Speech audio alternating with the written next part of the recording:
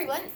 We are back in my very fancy studio in Carol and Justine's room. Today we're going to read The Interrupting Chicken by David Ezra Stein. I love this book. It was bedtime for the little red chicken. Okay, little chicken, said Papa. are you ready to go to sleep? Yes, Papa, but you forgot something. What's that?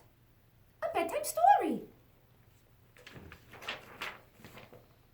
All right, said Papa.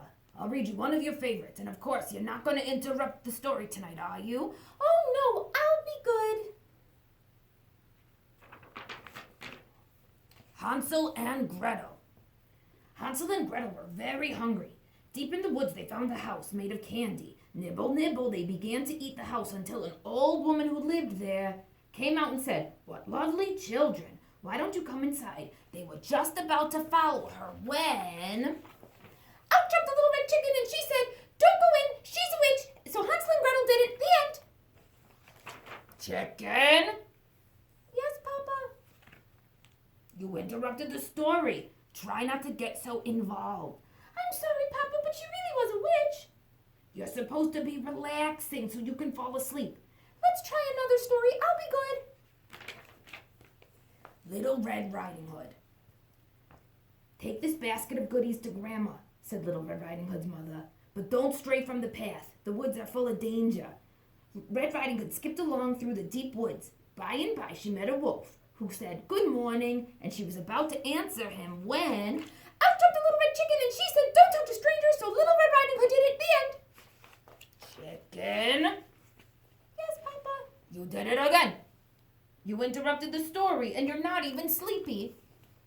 I know, Papa, but he really was a mean old wolf. Yes, now get back in bed. Okay, Papa, let's try one more little story. I'll be good.